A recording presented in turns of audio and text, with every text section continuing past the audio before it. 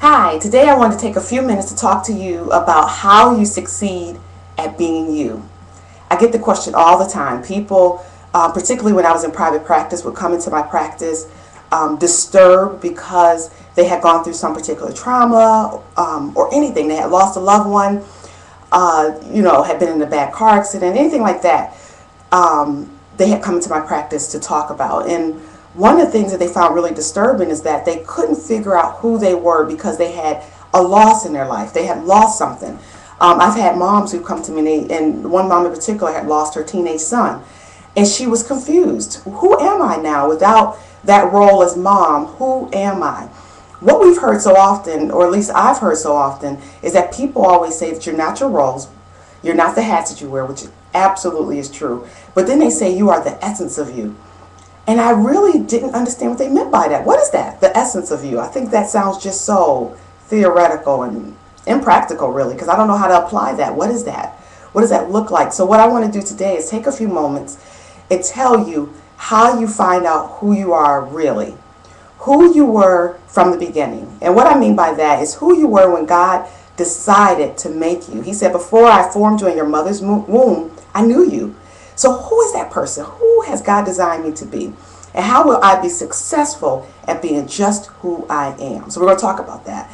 The reason I had decided to, or reason I am today talking about this particular topic is because I'm reading this book called In the Name of Jesus. And actually it's my third time reading it, and I keep getting new revelation each time.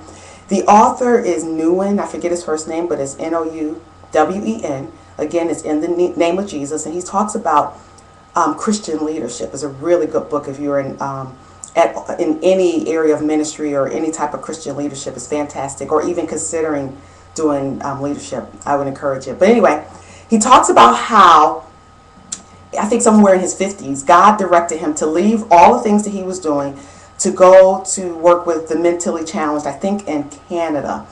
And he really didn't understand that, but he knew that if he was going to have what we are talking about, good success, he had to listen to God.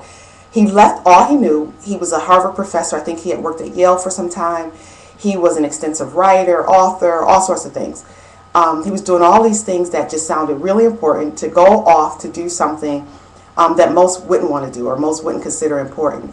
And so he went. And he went off and he's working with these people. And he said that one of the things that he started to learn is that all of the things that he thought made him relevant were unimportant. They didn't make him relevant at all. He said that God was teaching him through his work with the mentally challenged how to be who he was, how to be what he calls the unadorned self, where he couldn't be relevant because of the things he did.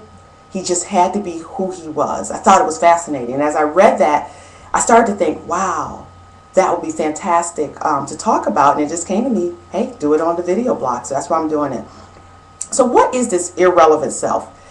Have you ever tried to be just your irrelevant self, your unadorned self? Or have you been forced into it to do it? It's just an interesting position to be in when you actually have to just be with someone and they don't know any of the wonderful, important things you're doing. You just have to be you. What is that like? Is that uncomfortable for you when people don't know anything about you? Or they just have to get to know you for who you are? Think about it. Just recently, because I knew I was going to do this video blog, I decided just to be my unadorned, irrelevant self. I went out to eat with my husband and some co-workers. I had never met his co-workers, so this is the first time. And I decided I wasn't going to do my normal chit-chat that I usually do. And some of you might do the same thing. You go in, you meet someone, you don't know them. So the first thing you say is, what do you do?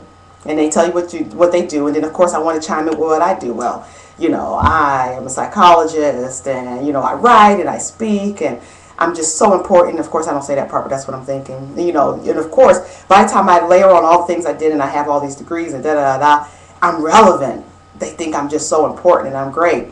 But what is it like just to go somewhere and not talk about that stuff? So that's what I did on Saturday.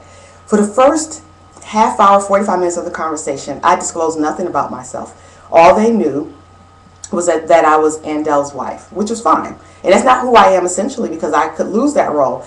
But that was all they needed to know. And a very interesting thing happened when I decided to be irrelevant. God became relevant. And it's amazing when you step down and allow yourself just to be a vessel to be used, how God is able to shine and become relevant and start to plant seeds that you couldn't have planted had you been your very important self. So some of the things we talked about were things that we probably wouldn't have talked about had I laid out on the table how great I was. So some of the things we talked about was how God was bringing us out of financial debt. And then other things we talked about was church, the church that we attended. Now, mind you, this is not a group of believers. As far as I know, they have not accepted Christ in their lives. But this was the way the conversation was going. It was so amazing. And we were talking about, again, the church we attend, some of the ministries we are a part of. We were talking about our children, some of the struggles we have with raising our children. They were talking about some of the same things. And then we just joked and laughed. But it was amazing to watch how I became irrelevant and the conversation became far more important because God became relevant. So I want to encourage you, just with those words, to decide in the next day, try it today or try it tomorrow, just be irrelevant. Go to work, decide that you're not going to, layer on all your good stuff that you do. Yesterday I managed to pull in this amount of money or whatever it is.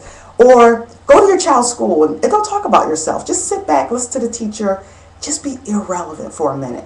And watch the wonderful things that happen. And watch how you start to learn that the you that you are on the inside, the essence of you that you are on the inside will begin to shine through. And you're going to like that person. You really are, because it's the you that you were intended to be from the beginning. It's the you that knows how to allow God to channel himself through you, who knows how to, the you that allowed God to shine. And that's the most important thing that we need to do. And it's also the you that is able to listen to God when you're quiet and not so important. You can listen to God, and as you listen to him, you can speak his words and you can obey.